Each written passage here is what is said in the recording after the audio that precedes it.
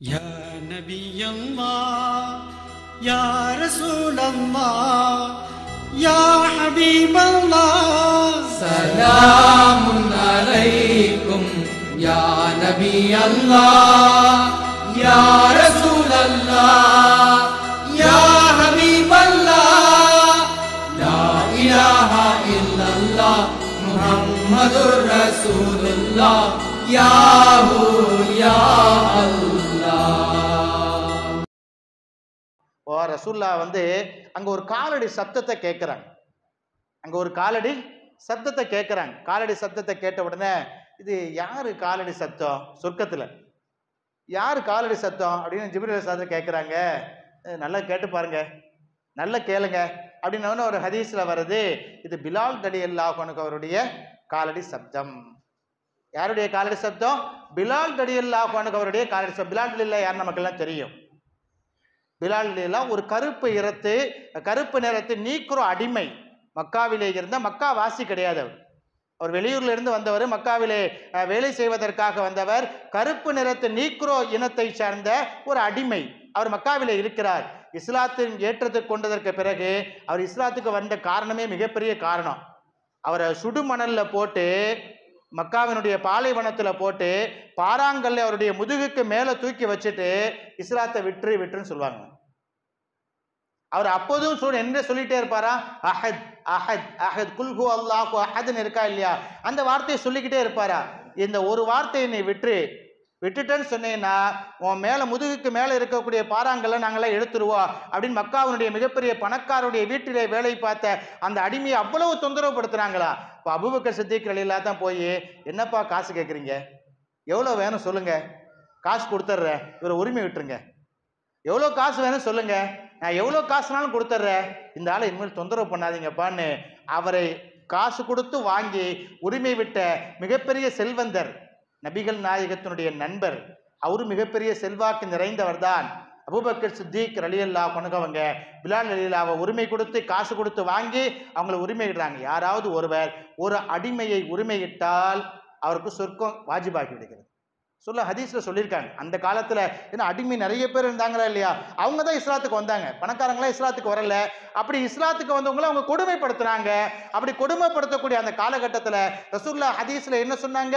ஒரு அடிமையை உரிமையிட்டால் நீங்க சொர்க்கவாதியா மாறிடுவீங்க, சொர்க்கம் உங்களுக்கு வாஜிபாயின்னு சொன்னாங்க. அபூபக்கர் சித்திக் ரலியல்லாஹு ஹதீஸை கேட்டுட்டு பல்வேறு அடிமைகளை காசு கொடுத்து தான் சொந்த பணத்தை கொடுத்து வாங்கி உரிமையிட்டாங்க. அப்படி உரிமையிடப்பட்ட ஒரு நபர் தான் பிலால் ரலியல்லாஹு. இவருடைய காலடி சத்தம் எங்க கேட்குது? யாரு வேலை பார்க்கக்கூடிய ஆளு நீக்ரோ இனத்தவர், கருப்பு நிறத்தவர், அடிமை. இங்க உலகத்திலே சொல்லியாச்சு நீங்களாம் சொர்க்கவாதின்னு. யாருக்கு சொல்லிட்டாங்க? பிலால் ரலியல்லாஹு பார்த்து சொல்லிட்டாங்க, நீங்க சொர்க்கவாதி, நீங்க சொர்க்கவாதின்னு சொல்லிட்டாங்க. அப்போ இவங்க மேராஜ்லாம் முடிச்சுட்டு ரசூலுல்லாஹ் ஊருக்கு வராங்க. ஊருக்கு அவர் கூப்பிடுங்க அப்படிங்கிறாங்க. யார? பிலால் ரலியல்லாஹு கூப்பிடுங்கிறாங்க. கூப்பிட்டு, என்ன உன் விஷயம் சொர்க்கம் வரைக்கும் கேட்குத, உன் காலடி சத்தம் எங்க வரைக்கும் கேட்குது?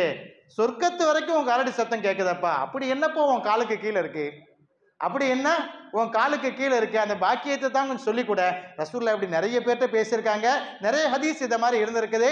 நமக்கு தெரிந்து கொள்ள வேண்டும் என்பதற்காக இப்படி கேள்வி கேட்டு பதில வாங்குறது ரசூலுல்லாஹ்வுடைய ஹதீஸுகள்ல ஏராளம் பார்க்கலாம். இப்போ மேராஜ் பயணம் முடிச்சுட்டு பிலால் ரலியல்லாஹு கூட்டு கேட்ட உடனே, ஏதோ நீ நன்மை செய்யற, அந்த நன்மை தான் உன்னை சொர்க்கம் வரைக்கும் அழைச்சிட்டு போயிருக்குது, நீ சொர்க்கவாதிப்பா, எந்த நன்மை செய்யற சொல்ல அப்படின்னு ரசூலுல்லாஹ் கேட்ட உடனே, ஏன்னா அவங்கவுங்க செய்யறது அவங்கவுங்களுக்கு தான் தெரியும், ரசூலுல்லாஹ்க்கு தெரியாது, நிறைய இருக்கலாம், பார்த்துருக்கலாம், இவர் என்ன காரியம் இவர் சொர்க்கத்துக்கு கூட்டு போச்சுன்னு தெரியாத. உடனே ரசூலுல்லாஹ் கேட்ட உடனே அவர் சொன்னாரா, அப்படி ஒன்றும் பெருசா தெரியலையே, இல்லை ஏதோ இருக்கு, நீ ஏதோ செய்யற, அதை சொல்லு அப்படின்ன உடனே, யார் ரசூலுல்லாஹ், நான் எப்பொழுதும் ஒழுவோடி இருப்பேன், நான் எப்பொழுதும் ஒழுவோடு இருப்பேன். எவ்வளவு பெரிய பாக்கியம் நினைச்சு பாருங்க.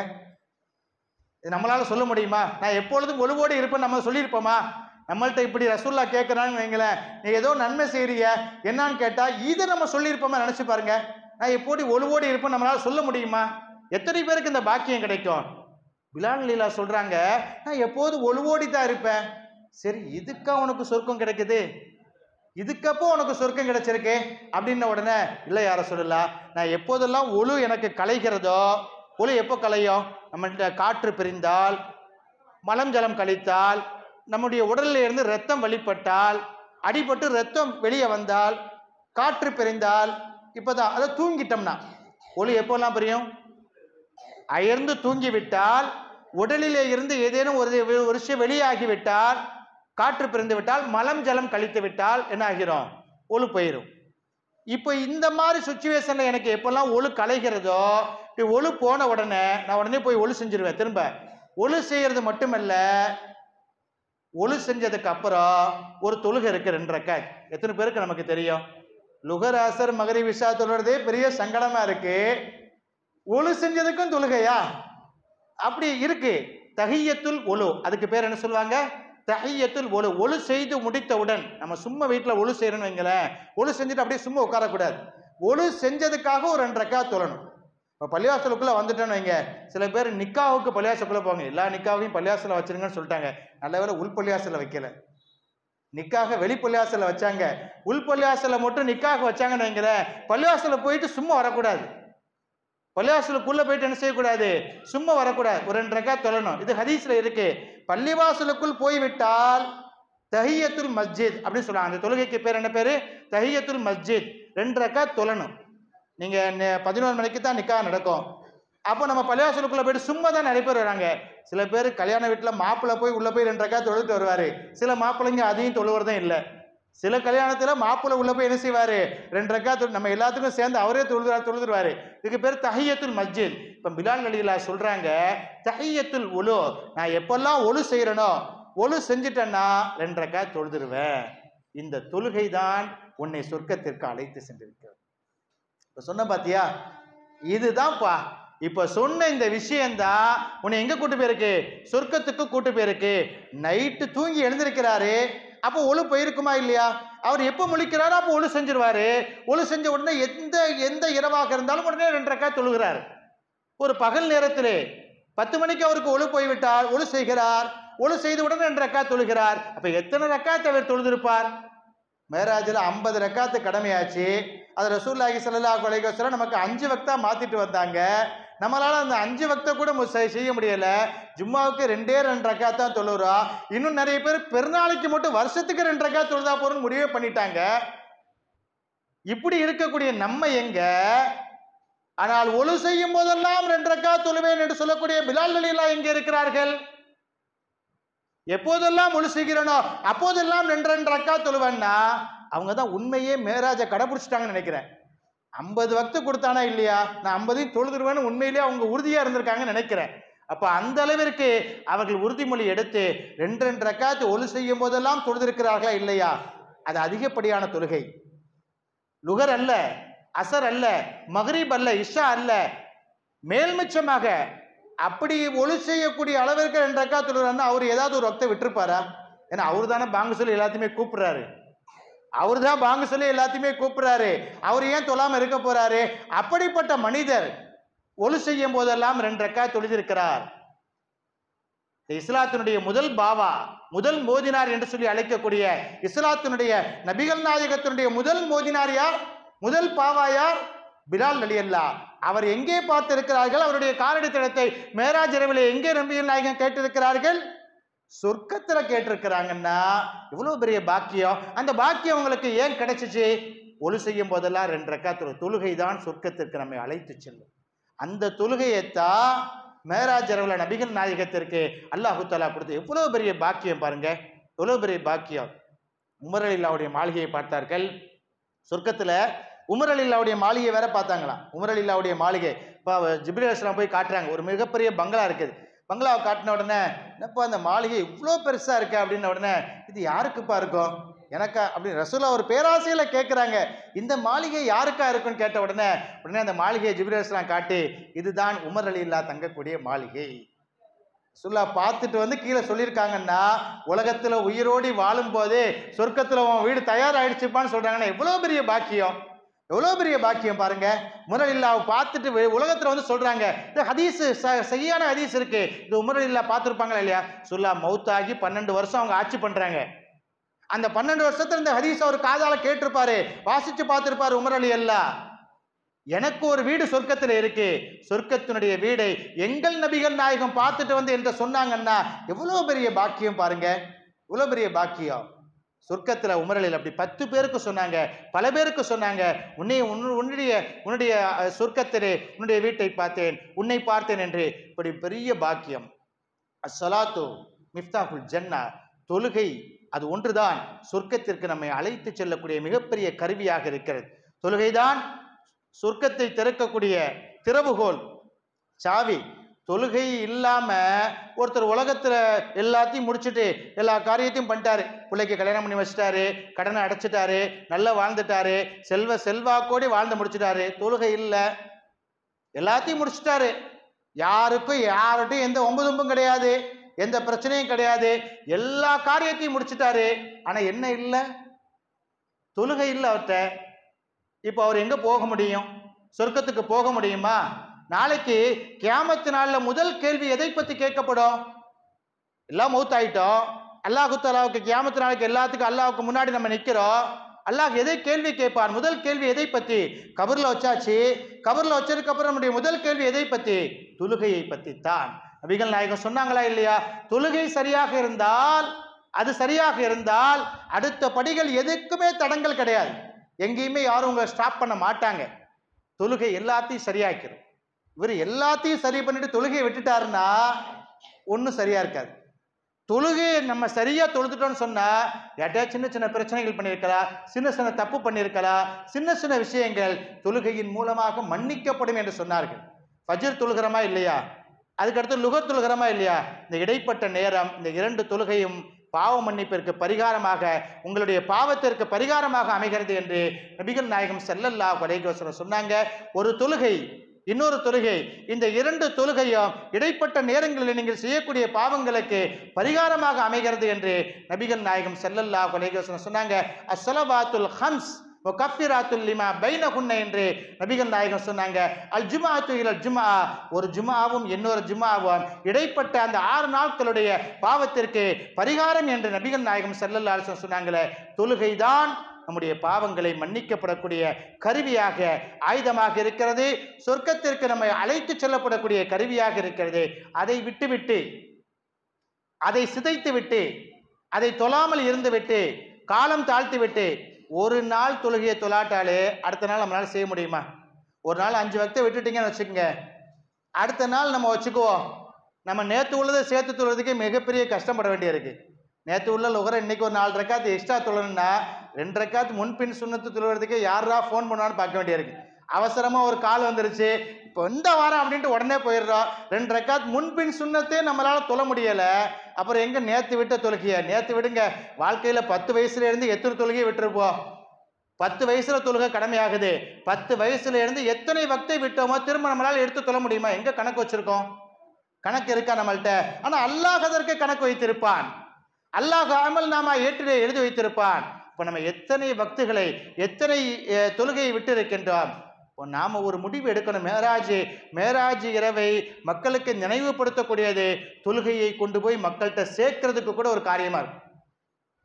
மேராஜ் இரவு, ஷபே மேராஜை பயான் மூலமாக எடுத்து சொல்லப்படக்கூடிய மிகப்பெரிய ஆயுதம், தொழுகையை கொண்டு போய் மக்கள்கிட்ட எடுத்து சொல்றதுக்கு மிகப்பெரிய நாளாக வரப்பிரசாதமாக இருக்கும். இன்னைக்கு தானே தொழுகை கடமையாச்சு, அந்த நைட்ல கூட எக்ஸ்ட்ரா தொழாதீங்கன்னு தடுக்கிறாங்களே, அந்த நைட்ல கூட அதிகபட்சமா 2 ரக்காத் தொழாதீங்கன்னு தடுக்கிறாங்களே, அதுக்கு ஆதாரம் இருக்கான்னு கேட்கிறாங்களே.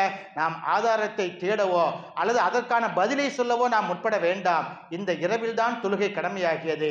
அதனுடைய நாளோ தேதியோ கிழமையோ குறிப்பிடப்படாமல் இருந்திருக்கலாம், அல்லது மறக்கடிக்கப்பட்டிருக்கலாம், அன்றைய காலகட்டங்களிலே எழுதி வைக்கப்பட்ட பதிவேடுகள் அழிக்கப்பட்டிருக்கலாம். அதனால் ஷபே மேராஜ் இல்லை என்று சொல்ல முடியாது. தொழுகை இங்க வச்சு கடமையாகலைங்க, வானத்துல வச்சு கடமையாச்சு. எல்லா கடமையும் பூமியில கடமையாச்சு.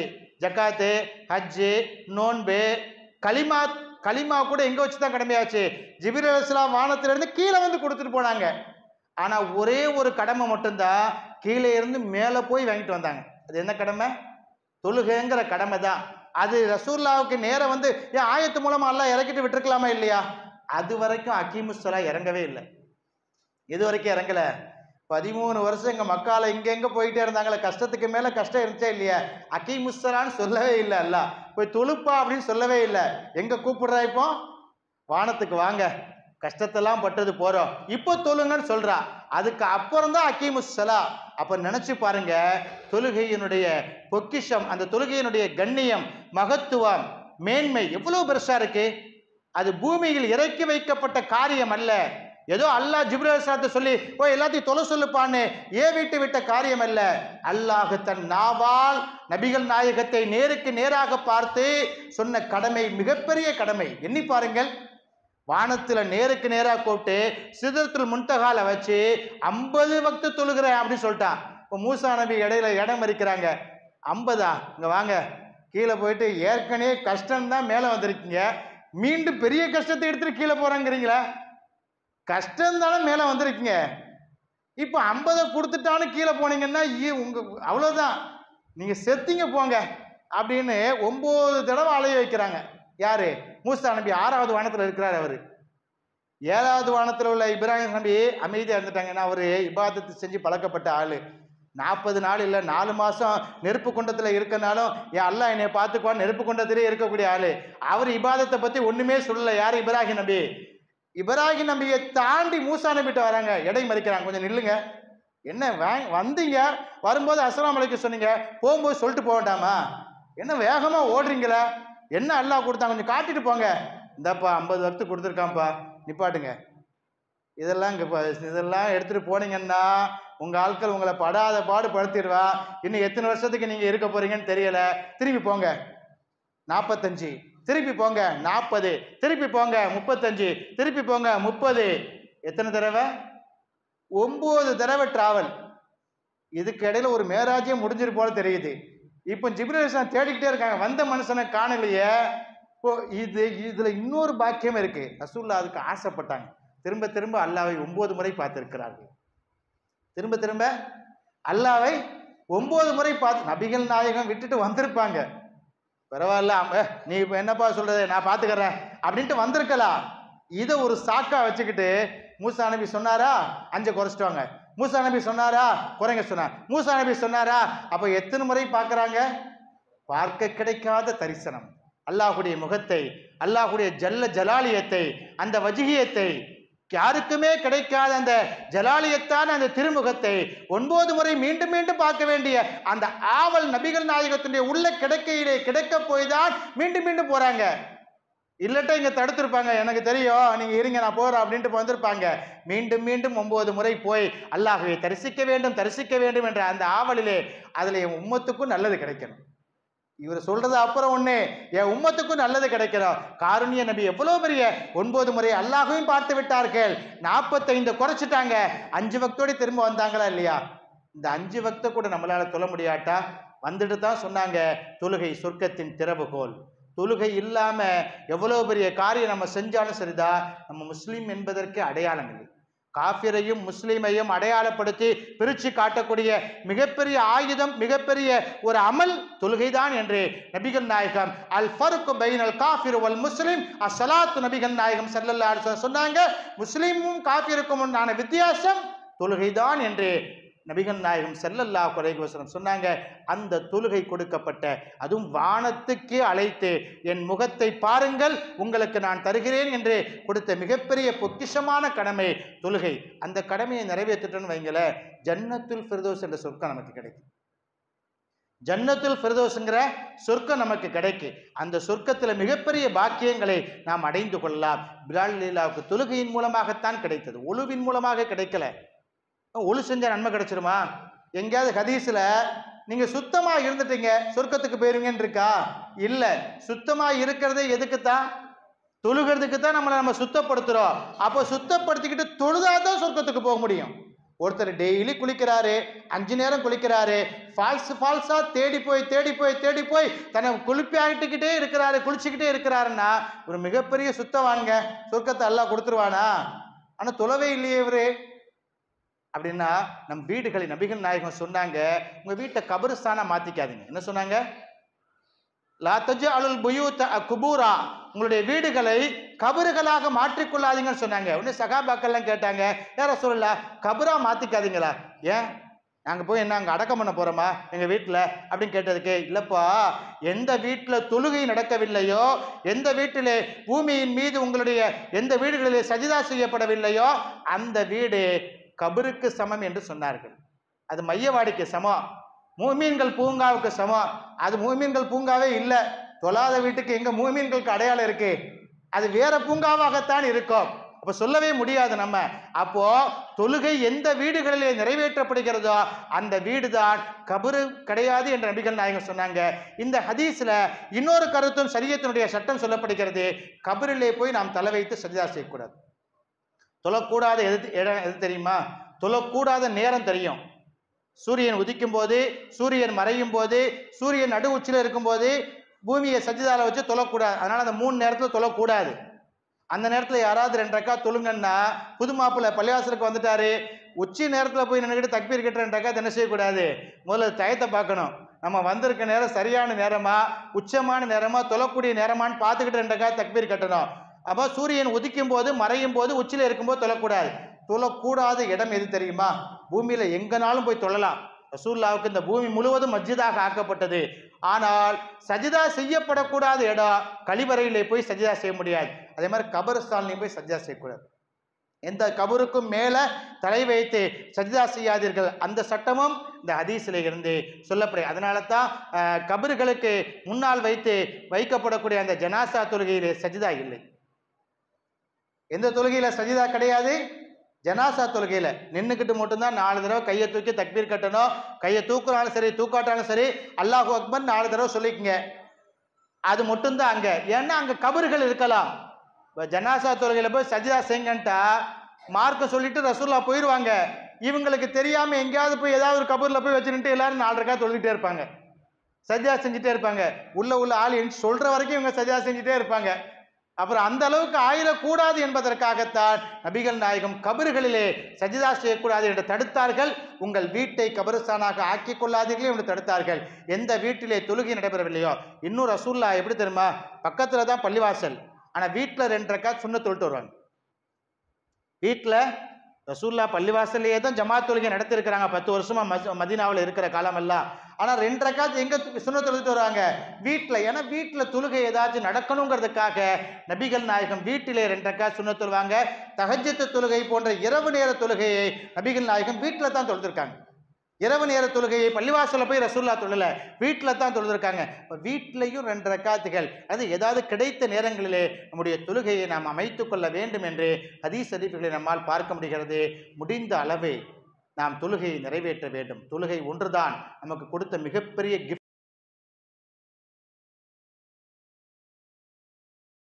ஷபே மிஅராஜ் என்று சொல்லக்கூடிய புனிதமான இரவிலே அதை பற்றி சிந்திப்பதற்கும் பேசுவதற்கும் அதை நினைத்து பார்ப்பதற்காக வேண்டியும் நாம் இங்கே ஒன்று கூடி இருக்கின்றோம். ஷபே மிஅராஜ் இரவிலே நபிகள் நாயகம் 2 பள்ளிவாசலுக்கு சென்றார்கள். 2 பள்ளிவாசலிலே தொழுகை நிகழ்த்தினார்கள். மஸ்ஜிதுல் அக்ஸா என்ற பள்ளிவாசலிலே நபிமார்கள் எல்லோருக்கும் ஷபே மிஅராஜில் நாம் நின்று வணங்கலாமா, தொழுகை நடத்தலாமா, அந்த இரவிலே தொழுவதற்கு ஆதாரம் இருக்கிறதா என்ற கேள்விகள் எல்லாம் முன்வைக்கப்படக்கூடிய இந்த காலகட்டத்திலே ஷபே மிஅராஜ் பயணத்திலே தான் மஸ்ஜிதுல் அக்ஸாவிலே நபிமார்களுக்கு நபிகள் நாயகம் தொழ வைத்தார்கள் என்று ஹதீஸிலே பார்க்கிறோம். ஷபே மிஅராஜ் பயணத்தில் தான், அந்த மிஅராஜுடைய பயணத்திலே மஸ்ஜிதுல் அக்ஸா என்ற புனித பள்ளிவாசலிலே, பலஸ்தீனத்திலே இருக்கக்கூடிய அந்த பள்ளிவாசலிலே, அந்த இடத்திலே நபிமார்கள் எல்லோருக்கும் நபிகள் நாயகம் ஸல்லல்லாஹு அலைஹி வஸல்லம் தொழுகை நடத்தினார்கள் என்று ஆதாரபூர்வமான ஹதீஸ்களிலே நம்மால் பார்க்க முடிகிறது. அங்கே எல்லா நபிமார்களும் நின்றார்கள். நபிகள் நாயகம் இமாமத்து செய்தார்கள். முன்னால் நின்று தொழ வைத்தார்கள். பின்னால் எல்லா நபிமார்களும் அணிவகுத்து நின்றார்கள். உலகத்திற்கு வந்த எல்லா நபிமார்களுக்கும் நபிகள் நாயகம் அங்கே தொழுகை நடத்தினார்கள். பிறகு வானத்திற்கு சென்று நபிமார்களை பார்த்தார்கள். சுமார் 7 அல்லது 8 நபிமார்களை சந்தித்ததாக இந்த பயணத்திலே, இந்த ஷபே மிஅராஜிலே நபிகள் நாயகம் பார்த்ததாக வரலாற்று தகவல்கள் ஆதாரபூர்வமாக நபிகள் நாயகத்தினுடைய நாவால் சொல்லப்பட்ட செய்தி. நீங்களோ நானோ இந்த விஷயத்தை சொல்லவில்லை, அல்லது ஏதோ ஒரு புத்தகத்திலே படித்து ஏதோ ஒரு டிவி சேனலிலே பார்த்து இந்த செய்தியை நாம் அறிந்து கொள்ளவில்லை.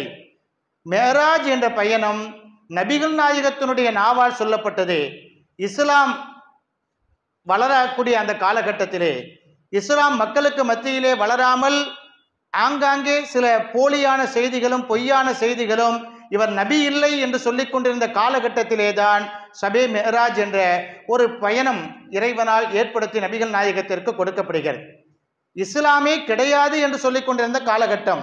பத்ரு போர் நடக்கல, உஹது போர் நடக்கல, கந்தக் யுத்தம் நடக்கல, போர்களே நடக்கலை.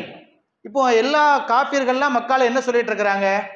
இவர் ஒரு போலியான மனுஷங்க, இவர் யாரு, ஒரு பொய்யான ஆளு, இவருக்கெல்லாம் இவர் என்ன சொல்றாரு அப்படின்னு சொல்லி கொண்டிருந்த காலகட்டம். நினைச்சு பாருங்க, ஒரு 10 வருஷம் போராட்டம், 13 வருஷம் போராட்டம், ஒரு 10-13 ஆண்டுகள் போராடுகிறார்கள் நபிகள் நாயகம் இஸ்லாத்தை மக்களுக்கு எடுத்து சொல்வதற்காக. ஆனால் நபிகள் நாயகத்தினுடைய போராட்டத்திற்கு வெற்றி கிடைக்கவில்லை, அவங்க படக்கூடிய கஷ்டத்திற்கு வெற்றி கிடைக்கவில்லை. எப்படி இருக்கும்? 1 வருஷம் 2 வருஷம்னா பரவாயில்ல, 40 வயசுல ஆரம்பிச்ச போராட்டம் இப்போ வயசு 52. யாருக்கு? நபிகள் நாயகத்தினுடைய 40வது வயதில் ஆரம்பித்த போராட்டம். எல்லா வேலையும் விட்டுட்டாங்க, ஒரே வேலை தான். என்ன வேலை? இஸ்லாத்தை எடுத்து சொல்வது மட்டும்தான் வேலை, வேற எந்த வேலையும் இல்லை. அதுக்கு முன்னாடி பெரிய செல்வந்தியினுடைய புருஷன் அவங்க, செல்வ சீமாட்டி ஹதீஜா அம்மாவுடைய தொழில் பிசினஸ் எல்லாத்தையும் பார்க்கக்கூடிய மிகப்பெரிய மேனேஜர் அவங்க. அந்த செல்வத்தினுடைய பொறுப்புதாரியே முகமது நபி ஸல்லல்லாஹு அலைஹி வஸல்லம் அவங்க தான். அந்த வியாபாரத்தினுடைய நேர்மையும் நியாயமும் பிடித்து போய்தான் ஹதீஜா அம்மா யாரை கல்யாணம் முடிச்சுக்கிட்டாங்க? முகமது ரசூலுல்லாஹி ஸல்லல்லாஹு அலைஹி வஸல்லம் அவங்கள ஒரு பிசினஸ் பார்ட்னரா கையில எடுத்துக்கிட்டாங்க. வாழ்க்கை துணைவரா மட்டும் இல்ல, அவங்களுடைய வியாபாரத்தினுடைய நேர்மை பிடித்து போய் சிரியாவுக்கு போய் வியாபாரம் பண்ணிட்டு வராங்க. சவுதி அரேபியாவிற்கும் சிரியாவிற்கும் ரொம்ப தூரம் தான். வேற நாட்டில் போய், நம்மளாம் அப்ராடுக்கு போறோமா இல்லையா, வெளிநாட்டுக்கு போறோமா இல்லையா, அது மாதிரி அடுத்த நாட்டில் போய் வியாபாரம் செய்து தொழிலிலே கரை கண்டவர்கள் நபிகள் நாயகம் ஸல்லல்லாஹு அலைஹி வஸல்லம். படிப்பு இல்லை, எழுத தெரியாது, எழுதவோ படிக்கவோ தெரியாது. நபிகள் நாயகத்துக்கு எழுத தெரியாது, நபிகள் நாயகத்திற்கு படிக்க தெரியாது. ஒரு பேப்பரை கொடுத்தீங்கன்னா, ஸ்டேட்மெண்ட்டை கொடுத்தீங்கன்னா பக்கத்தில் ஒரு ஆளை வச்சுக்குவாங்க, இதில் என்னப்பா எழுதி கொஞ்சம் படிச்சு சொல்ல அப்படின்னு. யார் சொல்லுவா? நபிகள் நாயகத்திற்கு படிக்க தெரியாது, எழுத தெரியாது, கையெழுத்து போட தெரியாது. நபிகள் நாயகத்திற்கு கையெழுத்து போட தெரியாது, எழுத தெரியாது. அதனால தான் உம்மி நபின்னு சொல்றான். நபிகள் நாயகத்தினுடைய பெயர் என்ன? உம்மி நபி. உம்மி நபின்னா அதனுடைய அரபியனுடைய தமிழாக்கம் என்னன்னு கேட்டா, எழுத படிக்க தெரியாத ஒரு நபி. அந்த நபி வானத்தை தாண்டி போய் ஆஸ்ட்ரானாலஜி அல்லது பெரிய பெரிய ஸ்பேஸ் ரிசர்ச் எல்லாம் தாண்டி போய் இன்னைக்கு விஞ்ஞானிகள் எதை அடைவதற்காக ஆசைப்பட்டு கொண்டிருக்கிறார்களோ, எந்த வானத்தை தொட்டு பார்க்க வேண்டும் என்று இன்றைய அறிவியல் உலகம் துடித்து கொண்டிருக்கிறதோ, அந்த வானத்தை தாண்டி செல்லக்கூடிய சக்தியை, ஆற்றலை நபிகள் நாயகத்திற்கு அல்லாஹ் கொடுத்தான். எப்படிப்பட்ட நபி? எழுத தெரியாது, படிக்க தெரியாது, செக்கில் கையெழுத்து போட தெரியாது. யாராவது கடிதம் அனுப்பினாங்கன்னா பக்கத்தில் ஒரு ஆளை வச்சுக்குவாங்க. சல்மான் ஃபாரிசி போன்ற ரலியல்லாஹு அன்ஹு அவங்க எல்லாம் பக்கத்தில் இருந்தது எதுக்குன்னு கேட்டால், அலி ரலியல்லாஹ் பக்கத்தில் வச்சுக்கோங்க. சின்ன புள்ள, வளர்ப்பு பையன் அலி ரலியல்லாஹ், சின்ன புள்ள, அவங்க தான் இளைஞர்கள். அந்த புள்ளைய பக்கத்தில் வச்சுக்கிட்டு அலி ரலியல்லாஹுக்கு எழுத படிக்க தெரியும், சல்மான் ஃபாரிசிக்கு எழுத படிக்க தெரியும். சல்மான் ஃபாரிசிக்கு வேற வேற மொழிலாம் தெரியும், வேற லாங்குவேஜ்லாம் கற்றுருப்பாங்க. இப்போ இந்த மாதிரி மொழிகள் தெரிந்தவர்களை அருகாமையில் வைத்துக்கொண்டு கடிதம் வந்தால் அவங்கள்ட்ட கொடுத்து, என்ன எழுதியிருக்கு கொஞ்சம் படித்து சொல்லுப்பா அப்படின்னு இருந்த நபி உம்மி நபி. அத்தகைய நபி 13 ஆண்டு காலம் போராட்டம். மக்காவிலே 40 வயதுல ஒரு பெரிய தொழிலதிபராக இருந்தவர்கள், மிகப்பெரிய தொழிலை பிசினஸை பண்ணி கொண்டிருந்த ஒரு மாமனிதர் நபிகள் நாயகம் ஸல்லல்லாஹு அலைஹி வஸல்லம். இஸ்லாம் நபிகள் நாயகத்திற்கு வருகிறது, வஹியை அல்லாஹு தஆலா கொடுக்கிறான். ஹிரா குகைக்கு போயிட்டு வராங்க. இந்த கதையெல்லாம் நமக்கு தெரியும், நிறைய 27வது இரவுல லைலத்துல் கத்ர்ல இதெல்லாம் கேட்டிருப்போம். ஹிரா குகைக்கு போயிட்டு வந்த உடனே அன்னைக்கு தொழிலை விட்டவங்க தான் செல்வத்தை ஃபுல்லாக இஸ்லாத்துக்காக கொடுக்குறாங்க. கதீஜா அம்மாவுடைய சொத்து பத்து எல்லாத்தையும் இன்னைக்கு நம்ம வக்ஃபு செய்கிறோமா இல்லையா? மதரசாவுக்கு கொடுக்குறோம், பள்ளிவாசலுக்கு எழுதி வைக்கிறோம், ஃபேனு, சேரு, லைட்டு, டியூப் லைட்டு, ஏசி இதெல்லாம் பள்ளிவாசலுக்கு வாங்கி கொடுக்குறோமா இல்லையா? அத்தனை சொத்துக்களையும் முதலாவதாக வக்ஃபு செய்தவர்கள் நபிகள் நாயகம் ஸல்லல்லாஹு அலைஹி வஸல்லம். தன் சொத்துக்களை எல்லாம் கதீஜா அம்மாவுடைய எல்லா செல்வத்தையும் இஸ்லாத்தை வளர்ப்பதற்காக தியாகம் செய்கிறார்கள், கொடுக்குறாங்க. எத்தனை வருஷம்? 1 வருஷம் 2 வருஷம் இல்லை, 13 வருஷம். அந்த ஊர்ல நபிகள் நாயகத்தையும் ஹதீஜா அம்மாவையும் அபு தாலிபையும் அப்துல் முத்தலிபையும் யாரும் பேசுவதற்கு பயப்படுவார்கள். அவங்க பெரிய குடும்பம். அதனால தான் திருக்குரான் ஷரீஃப்ல ஈலாஃபி குரைஷ்னு ஒரு சூரா இருக்குதா இல்லையா? குரைஷ் அப்படின்னா நபிகள் நாயகத்தினுடைய குடும்பத்தினுடைய பெயர். பனு ஹாஷிம் குடும்பத்துல, பனு ஹாஷிம் குலத்துல, குரைஷிங்கிற பெரிய ட்ரைப்ல, பெரிய குடும்பத்துல பிறந்தவங்க தான் நபிகள் நாயகம் ஸல்லல்லாஹு அலைஹி வஸல்லம். பெரிய குடும்பம். மக்காவில் பெயர் சொல்லி அளவுக்கு மிகப்பெரிய குடும்பம், செல்வந்த குடும்பம் அந்த குறைஷி குடும்பம் தான், நபிகள் நாயகத்தினுடைய குடும்பம் தான். அப்படிப்பட்டு இருந்த அந்த குடும்பத்துல இஸ்லாத்தை ஏற்றுக்கொண்ட ஒரே காரணத்திற்காக எல்லா மக்களாலும், இன்னும் சொல்ல போனால் சொந்தக்காரங்களாலே, அபூஜஹல் அபூலஹப்லாம் நபிகள் நாயகத்தினுடைய சின்ன வாப்பு பெரிய வாப்பு தான். அபூலஹப் அபூஜஹல்லாம் யாரு? நபிகள் நாயகத்தினுடைய தந்தையுடன் பிறந்த அண்ணன் தம்பிகள். நம்ம அபூஜஹல்னு சொல்றோமா இல்லையா, அபூ லஹப்னு சொல்றோமா இல்லையா? இங்க யார்? நபிகள் நாயகத்தினுடைய தந்தை, நபிகள் நாயகத்தினுடைய பாப்போடி பிறந்த கூட பிறந்த அண்ணன் தம்பிங்க. இவர்களுடைய வெறுப்பை கூட சம்பாதித்துக் கொண்டார்கள் 13 ஆண்டுகள். என்னப்பா நீ இப்படிலாம் பண்றிய அப்படின்னு அவங்க எல்லாம் கண்டிச்சிருக்கிறாங்க, கேட்டிருக்கிறாங்க. இல்லவா, அப்ப நீங்களும் சேர்ந்து என் கூட வந்துருங்க அப்படின்னு சொல்லி இறுதி வரைக்கும் அபூஜஹலும் வரவில்லை, அபூலஹபும் வரவில்லை. வராட்டாலும் பரவாயில்லை, இந்த 2 பேரும் தான் நபிகள் நாயகத்தினுடைய தலைக்கே குறி வைக்கிறாங்க. யார் தலைக்கு குறி வைக்கிறாங்க? தான் புள்ள தலைக்கு அவங்களே குறி வைக்கிறாங்க. இந்த 2 பேரும் சேர்ந்துக்கிட்டு அவங்க தான் பெரிய தலைவர்கள். அபூ தாலிப் மௌத்தாகிறாங்க, அப்துல் முத்தலிப் மௌத்தாகிறாங்க, ஹதீஜா அம்மா மௌத்தாகிறாங்க. மிகப்பெரிய நபிகள் நாயகத்தினுடைய பாதுகாப்பாக இருந்தவர்கள் எல்லாம் மரணிக்கிறார்கள், மௌத்தாகிறார்கள். இப்போ அந்த ஊர்ல பெரிய ஆள் யாரா இருக்கிறாங்க? அபூஜஹல், இது மாதிரி பெரிய ஆட்கள், அபூ சுஃபியான் போன்ற பெரிய தலைகள் இருக்கிறார்கள். அவங்க எல்லாம் என்ன முடிவெடுக்கிறாங்க? நபிகள் நாயகத்தை இதற்கு மேல் மக்காமா நகரிலே நாம் விட்டு வைக்க கூடாது என்ற மிகப்பெரிய முடிவை எடுக்கிறார்கள். இப்ப நபிகள் நாயகத்திற்கு மிகப்பெரிய நெருக்கடி உருவாகிறது, மிகப்பெரிய சங்கடங்கள், கஷ்டங்கள் உருவாகிறது. என்ன செய்யறதுன்னு தெரியல. இப்படி நம்மளை போற்ற நம்ம செய்யறாங்களே, என்ன செய்கிறதுன்னு தெரியாம இருக்கக்கூடிய அந்த காலகட்டத்திலே தான் புனிதமான மெஹராஜ் பயணத்தை நபிகள் நாயகத்திற்கு இறைவன் வரப்பிரசாதமாக கொடுக்கிறான். இந்த மாதிரி ஒரு நெருக்கடியை நினைச்சு பாருங்க. 10 வருஷம் 13 வருஷம் சொல்லிக்கொள்ள முடியாத நிலை. 950 வருஷம் நூஹ் அலைஹிஸ்ஸலாம் பிரச்சாரம் செய்து 950 பேர் கூட இஸ்லாத்தை ஏத்துக்கலன்னு குர்ஆன்ல அல்லாஹ் ஸ்டேட்மெண்ட் கொடுக்கிறார். 950 பேர் கூட ஏத்துக்கல, வருஷத்துக்கு ஒரு ஆள் கூட ஏத்துக்கலன்னு. அதே மாதிரி 13 வருஷம் அவங்க இஸ்லாத்தை எடுத்து சொல்லி சொல்லி சொல்லி பார்க்குறாங்க. மக்காவில் விரல் விட்டு எண்ணக்கூடிய அளவுக்கு. இன்னும் சொல்ல போனா கஅபத்துல்லாஹ்ல போய் 2 ரக்காத் நிம்மதியாக தொழ முடியாது. இன்னைக்கு நம்ம எவ்வளோ நிம்மதியாக தொழுகிறோம், பள்ளிவாசலுக்கு வருகிறோம், நாம் தொழுகின்றோம், ஏசி, இது மாதிரி எல்லா வசதி வாய்ப்புகளும் நமக்கு அளிக்கப்பட்டிருக்கிறது. ஆனால் கஅபத்துல்லாஹ்ல போய் 2 ரக்காத் நிம்மதியாக போய் தொழ முடியாது. யாராவது நிம்மதியா தொழுதாங்கன்னா அவர்கள் மீது கால் புணர்ச்சிகளையும் சங்கடங்களையும் கஷ்டங்களையும் தொந்தரவுகளையும் இழைக்கக்கூடியவர்களாக இருந்தார்கள் மக்கத்து குறைஷிகள். அபூஜஹலுடைய ஆர்டர் பிரகாரம் எந்த அளவுக்குன்னா, நபிகள் நாயகம் போய் 2 ரக்காத் தொழுவதற்காக தக்பீர் கட்டி சஜிதா செய்யறாங்க. தக்பீர் கட்டுற வரைக்கும் பார்த்துக்கிட்டே இருந்தவங்க சஜிதாக்கு போனதுக்கு அப்புறம் ஒட்டகத்தினுடைய குடல்களை தூக்கி நபிகள் நாயகத்தினுடைய முதுகிலே போடுகிறார்கள். ஒட்டகத்தினுடைய குடல், அந்த குடலுக்குள்ள என்ன இருக்கும்? சாணமும் மாட்டு ஒட்டகத்தினுடைய குடல், இந்த அறுக்கப்பட்ட ஒட்டகத்தினுடைய ஆடு இருக்கும்போது நம்ம பார்த்துருப்போம், அது வயிற்றுக்குள்ள இருந்து குடல் எடுப்பாங்க. அந்த குடல்ல சாணங்கள் நிறைந்து அது மிகப்பெரிய ஒரு மூட்டையாக இருக்கும். அந்த மூட்டையை அப்படியே தூக்கிட்டு வந்து, ஒட்டகத்தினுடைய சாணம் நிறைந்த குடல் மூட்டையை தூக்கிட்டு வந்து சஜிதா செய்து கொண்டிருக்கக்கூடிய நபிகள் நாயகத்தினுடைய முதுகிலே போடுகிறார்கள் என்று சொன்னால் எத்தனை பெரிய கஷ்டத்தை கொடுக்கிறார்கள். கஅபத்துல்லாஹ்ல இருக்கிறாரு, இறைவனை வணங்கி கொண்டிருக்கிறார் என்ற எண்ணமெல்லாம் இல்லாமல் இவர் வணங்கக்கூடிய வணக்கம் வேறு மாதிரியாக இருக்கிறது. இவர் நம்முடைய பிரேயரை நிகழ்த்தவில்லை, நாம் செய்யக்கூடிய வணக்க வழிபாடுகளை செய்யவில்லை, இவர் வேறு ஒன்றை செய்கிறார் என்பதற்காக, இதை செய்யவிடக் கூடாது என்பதற்காக ஒட்டகத்தினுடைய சாணத்தை தூக்கி நபிகள் நாயகத்தினுடைய முதுகிலே தூக்கி போட்டார்கள்.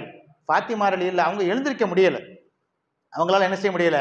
திரும்ப சஜிதாவுக்கு போனவங்க தான், இது மிகப்பெரிய மூட்டை முதுகுக்கு மேல இருக்கு, சஜிதால இருந்து 2 கையை விட்டுட்டு அதை தள்ளி போட்டிருக்கலாம் தான். நபிகள் நாயகம் அப்படியே இருக்கிறாங்க, பக்கத்துல தான் வீடு. பள்ளிவாசலுக்கு பக்கத்துல இப்ப நம்ம வீடுகள்லாம் இருக்கா இல்லையா, இதே மாதிரி பக்கத்துல தான் நபிகள் நாயகத்தினுடைய வீடு. உள்ளே இருந்து பார்த்துக்கிட்டே இருந்த ஃபாத்திமா ரலியல்லாஹு கதவை திறந்து ஓடோடி வந்து அழுதுகிட்டே வராங்க. யாரு? சின்ன புள்ள, அவங்க ஒரு சின்ன புள்ள, ரசூலுல்லாஹ்வுடைய கடைசி புள்ள. ரசூலுல்லாஹ்க்கு எத்தனை பிள்ளைங்கன்னு யாருக்கா தெரியுமா? யாருக்கா தெரியுமா? ரசூலுல்லாஹ்க்கு மொத்தம் எத்தனை பிள்ளைங்க? எத்தனை பிள்ளைங்க? அது 7 பிள்ளைங்க. மொத்தம் எத்தனை பிள்ளைங்க? 7 பிள்ளைங்க. அதுல 4 பெண் குழந்தைகள், 3 ஆண் பிள்ளைகள். நம்ம ரசூலுல்லாவுடைய வரலாறை தெரிந்து வைத்துக் கொள்ள வேண்டும். ரசூலுல்லாவுக்கு பிறந்த மொத்த பிள்ளைங்க எத்தனை பேரு? 7 பிள்ளைங்க. அதுல 4 பிள்ளைங்க பொம்பளை பிள்ளைங்க. ருக்கையா, உம்மு குல்தும், சைனப், ஃபாத்திமா. ஃபாத்திமா ரலியல்லாஹு அன்ஹா கடைசியா பிறந்த பிள்ளை. ரசூலுல்லாவுக்கு கடைசியா பிறந்த புள்ள பேர் என்ன பேரு? ஃபாத்திமா ரலியல்லாஹு. இப்ராஹிம், அப்துல்லா, அபுல் காசிம் அப்படின்னு 3 ஆம்பளை பிள்ளைங்க. அபுல் காசிம் அப்படிங்கிறவங்க ஒரு மரியம் கிபிதியாங்கிற அடிமை பெண்ணுக்கு பிறந்தவங்க. 3 ஆம்பளை பிள்ளைங்களும் சின்ன பிள்ளையா இருக்கும் போதே மௌத்தாயிட்டாங்க. அவங்க ஒரு 10-15 வயசை கூட தாண்டல. சின்ன பிள்ளையா இருக்கும் போதே 3 ஆம்பளை பிள்ளைங்களும் மௌத்தாயிட்டாங்க. 4 பொம்பளை பிள்ளைங்க தானே இருக்காங்க. வீட்டில இருந்து பார்த்துக்கிட்டே இருக்கிறாங்களா இல்லையா? அத்தாவுக்கு இவ்வளோ பெரிய கஷ்டம், வாப்புக்கு இவ்வளோ பெரிய கஷ்டம் நடக்குது. கைபத்துள்ளால தொழுதுகிட்டு இருக்கக்கூடிய நம்ம பாப்பை போய் இப்படி பண்றாங்களான்னு சொல்லிட்டு அந்த சின்ன புள்ள ஓடோடி வருது. யார்? ஃபாத்திமா நாயகி அழுதுகிட்டே வராங்க. ஓடி வந்து அந்த குடல்களை எல்லாம், அந்த சங்கடங்களை எல்லாம், கஷ்டங்களை எல்லாம் அப்படி முதுகுல இருந்து அப்படியே தூக்கி தள்ளி விட்டுட்டு வாங்க அப்படின்ட்டு அந்த சின்ன புள்ள அவங்கள பார்த்து திட்டுது. யாரை பார்த்து? அந்த அபூஜஹல் இந்த மாதிரி இந்த வேலையை செஞ்ச அந்த மக்கா காபத்துல்லாஹ்ல சுத்தி இருக்கக்கூடிய முஷ்ரிக்கீன்களை கைகொட்டி சிரித்து கொண்டிருக்கிறார்களே, அவளை பார்த்து ஃபாத்திமா நாயகி திட்டுறாங்க. மாமா வா, அல்லாஹ் இருக்கிறான் அப்படின்னு அந்த சின்ன புள்ளைய அப்படியே அணைச்சி கையோடி வீட்டுக்கு வா, அல்லாஹ் அவங்கள பார்த்துக்குவா, நீ விடுமா, பொறுமையாயிரு, சபர் செய் அப்படின்ட்டு அப்படியே அழைச்சிட்டு போறாங்க. இவ்வளவு பெரிய கஷ்டம், எத்தனை பெரிய கஷ்டம். இப்ப தாயிஃபுக்கு போறாங்க, அங்க பெரிய கஷ்டம். இப்ப 13 வருஷத்தை நினைச்சு பாருங்க. இந்த 13 வருஷத்தை நீங்க நினைச்சு பார்த்தீங்கன்னா மக்கமா நகரிலே இஸ்லாத்திற்கு எந்த சப்போர்ட்டும் கிடைக்கல, எந்த சப்போர்ட்டும் இல்லை. யாருமே மிகப்பெரிய சொல்லிக் கொள்ளக்கூடிய அளவிற்கு மிகப்பெரிய தலைவர்கள் நபிகள் நாயகத்திற்கு கை கொடுக்கல. வாங்க நம்ம பார்த்துக்கலாம் வாங்க அப்படின்னு கை கொடுக்கல. உமர் அலி அல்லா போன்று சின்ன உமர் அலி அல்லா அந்த காலகட்டத்தில் 34-35 வயசு ஒரு யங்ஸ்டர், அவர் 40 வயசுக்குள்ளதான் உமர் அலி அல்லா. அபூபக்கர் சித்திக் அலி அல்லா, உமர் அலி அல்லாவுக்கு ஒரு ரசூலுல்லாஹ் விட கொஞ்சம் வயசு கம்மி தான் அவங்க. இப்போ அபூஜஹல், அபு சுஃபியான் போன்ற பெரிய தலைவர்கள் லெவல்ல இஸ்லாத்துக்கு சப்போர்ட் பண்ணக்கூடிய ஆட்கள் இல்லை அங்க. அபூஜஹலை கணக்கு பண்ணும்போது நபிகள் நாயகமே அவங்களுடைய புள்ள தானே. அப்போ அபூஜஹல் மாதிரி பெரிய பெரிய லீடர்கள் தான் சப்போர்ட் பண்ணணும். அப்படிப்பட்ட ஒரு லீடர்களுடைய சப்போர்ட் மக்காவிலே இல்லை. சரி, தாயிஃப்ல போய் அந்த சப்போர்ட்டை கேட்போன்னு பார்த்தா அங்கேயும் இல்லை, அங்கேயும் சப்போர்ட் கிடைக்கல. இப்போ ரசூலுல்லாஹ்வுடைய நிலைமை எப்படி இருக்கும்னு நீங்க நினைச்சு பாருங்க. இப்போ தூங்கிக்கிட்டு இருக்கிறாங்க, இதே கவலை, இதே கவலை. கதீஜா அம்மா இல்லை, மௌத்தாயிட்டாங்க. அப்துல் முத்தலிப் இல்லை, மௌத்தாயிட்டாங்க. அபூ தாலிப் மௌத்தாயிட்டாங்க. இப்போ மேராஜ் பயணம் நடக்கிறதுக்கு கொஞ்ச நாளைக்கு முன்னாடி தான் கதீஜா அம்மாவும் அபூ தாலிபும் மௌத்தாயிருக்கிறாங்க. இப்போ தான் ரசூலுல்லாவை அல்லாஹ் தஆலா மேராஜ் பயணத்துக்கு கூப்பிடுறாங்க. அது எங்கேருந்து எங்கே வரைக்கும் போச்சு நம்ம எல்லாத்துக்குமே தெரியும். அவங்க உம்மு ஹானி ரலியல்லாஹுடைய வீட்டில் படுத்திருக்கும் போது தான் ரசூலுல்லாவை அழைச்சிக்கிட்டு போகிறாங்க. அப்போ மஸ்ஜிதுல் ஹராமில் இருந்து மஸ்ஜிதுல் அக்ஸா வரைக்கும் போகிறாங்க. இது எவ்வளவு பெரிய நபிகள் நாயகத்தினுடைய மனதை, காயப்பட்ட மனதை அல்லாஹு தஆலா அவர்களுடைய மனதை இதமாக்க வேண்டும், சந்தோஷத்தை கொடுக்க வேண்டும். நீங்க எவ்வளவு பெரிய ஆள் காட்டணும் அவங்களுக்கு. இதுல என்ன இருக்கு? இப்ப எவ்வளவு உடஞ்சு போயிருப்பாங்க அவங்க. நீங்க என்ன இவ்வளவு உடஞ்சு போயிருக்கிறீங்களே, நீங்க எவ்வளவு பெரிய ஆள் தெரியுமா? இது அபூஜஹலுக்கு கிடைக்குமா? இது அபூ லஹபுக்கு கிடைக்குமா? அபூ சுஃபியானுக்கு இந்த பாக்கியை கிடைக்குமா? என் ஃபிரௌன், ஹாமான் போன்ற உலகத்தினுடைய அதிபதிகள் என்று தங்களை அறிவித்துக் கொண்டார்களே, அவர்களுக்கு கிடைத்ததா? உலகத்தினுடைய முதல் மனிதராக இருந்த ஆத நபிக்கு கிடைக்காத பாக்கியம் கூட உங்களுக்கு தரப்போறேன். என்ன பாக்கியம்? அல்லாஹ்வை நேர்ல உலகத்துல வாழும் போதே பாக்கியம். எவ்வளவு பெரிய பாக்கியம்! நேர்ல போய் அங்க பார்க்கக்கூடிய சக்தி, ஆற்றல், வல்லமை ஆதன் நபியை விட முகமது ரசூலுல்லாஹ்வுக்கு ஒரு பாக்கியம் இருக்கு. என்ன பாக்கியம்? நபி ஆதன் நபிக்கும் சேர்த்து இவங்க தான் தலைவர். ஆதன் நபிக்கும் சேர்த்து தலைவர் யாருதான்? ஆதம் அலைஹிஸ்ஸலாம் முதல் மனிதராக இருக்கலாம், முதல் நபியாக இருக்கலாம். நபிமார்களுடைய தலைவர் யாரு? நிறைய பேருக்கு தெரியறது இல்லை. முகமது ரசூலுல்லாஹி ஸல்லல்லாஹு அலைஹி வஸல்லம் அவங்க தான் நபிமார்கள் எல்லோருக்கும் தலைவர்.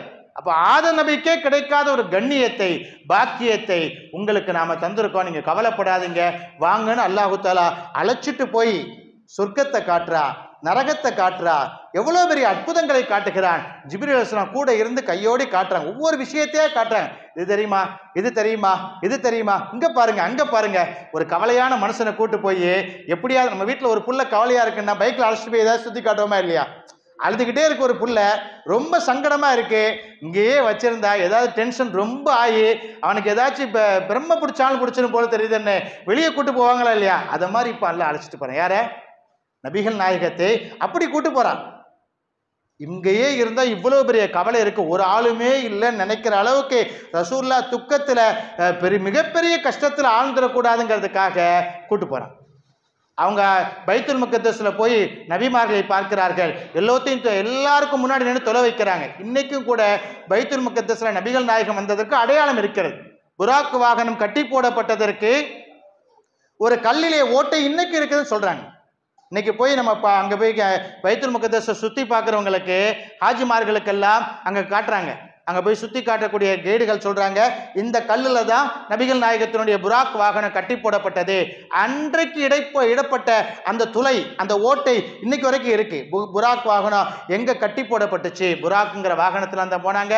அப்புறம் அப்படியே சொர்க்கம் நரகத்தை எல்லாம் காட்டப்படுது.